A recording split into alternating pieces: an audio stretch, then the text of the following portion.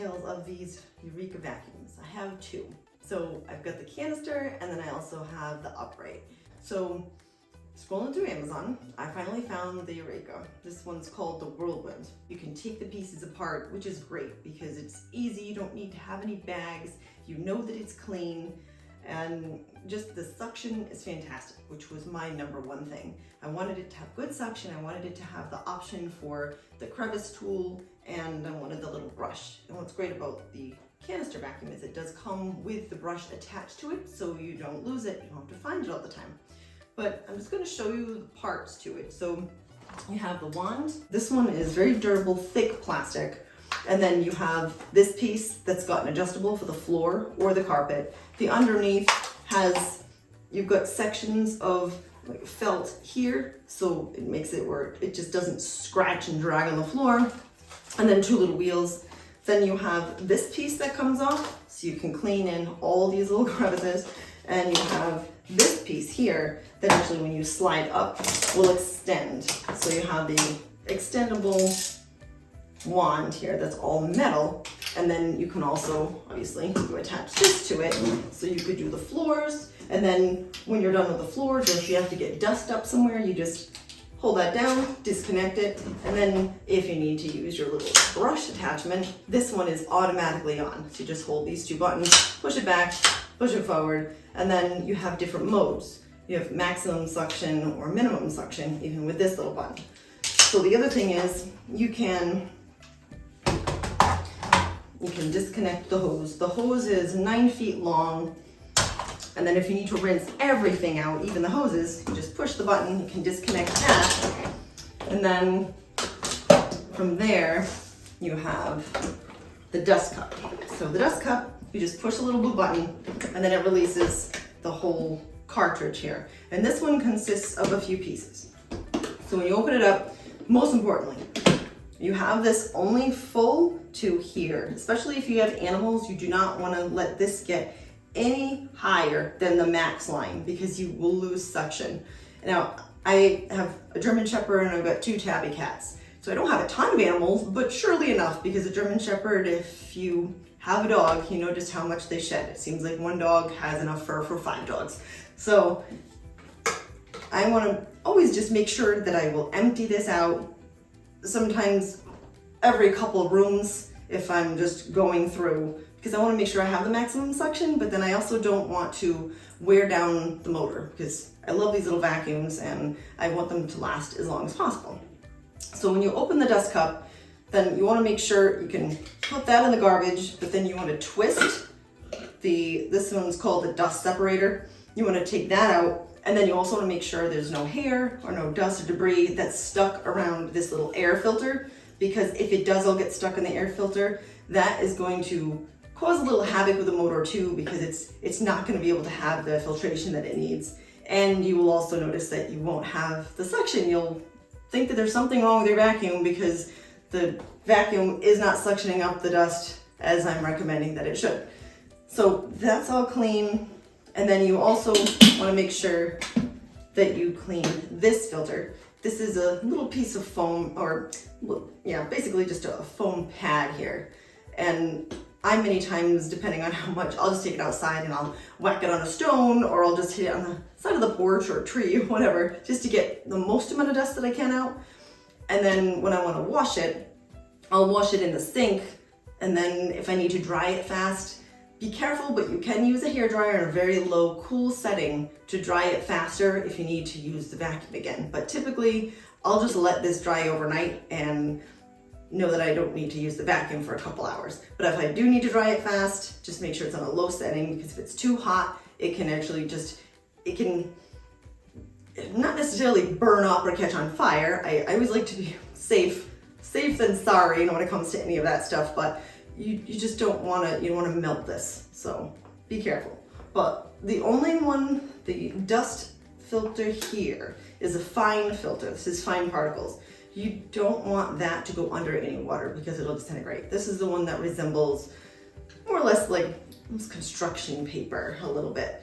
So this does not go in the water. You can use, if you want, maybe a little broom or just tap it outside just to get the fine particles out. And then you put that back in, and then once this is dry, you put the foam piece back in.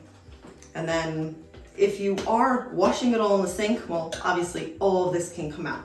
But put that back in, click it, and then this little dust separator that I took out, you want to make sure that the cylinder part is actually facing down. And then when you put it up, you just turn it until it clicks. So you want to make sure that it's in there correct, clicks and snaps over so it is secure. All right, so that's all set. So this one, good to go. I measured the cord. I couldn't find my tape measure, so I used a ruler. So it appears it's about 15 feet long. It's a fairly long cord. It does have a retractable cord button, which I really like because I don't like messy cords everywhere. So this vacuum, fantastic, love it. I have a blue one. I actually have another blue one in a box in the attic just in case for spare parts or just in general because I am always afraid something's going to be discontinued again. And I have a red one. So as for the rug vacuum, so this is the one, this is the upright. And this one is called the Airspeed, also a Eureka. They have this in blue, and then they also have a green one.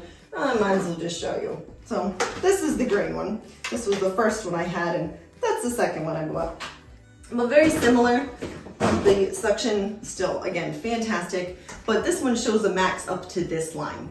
So the only thing this one does not have, probably because it's smaller and it doesn't have room to retract, it just has a hook on the back, so you just have to wind up the cord. No big deal. The pros to this vacuum outweigh the cons. So other than that, you have, you got this, it all just comes apart. Same kind of thing, you know, dust cup, you got the dust separator, but you always want to make sure that's clean. And then you'll snap back in. And you again have this filter that you want to make sure you just tap outside, or you can use the other vacuum to just make sure you clean that off. Because this one, unlike the one for the Bagless, the whole thing can go into the water. This can't because it has this little foam piece connected, or it's just a material that really can't get wet. I tried it, it doesn't work. So just vacuum this one off with the other one if you can, or just tap it outside. This one will be fine. And then similar to the other vacuum, this just opens up and then all the dust comes out. So the only thing that I have found with this can drive me a little crazy. You do have to make sure everything is lined up perfectly. So you want to line up the little hole with just the side and just make sure that everything pops right in there. And you'll know because it'll actually go in and then you'll be able to close the top.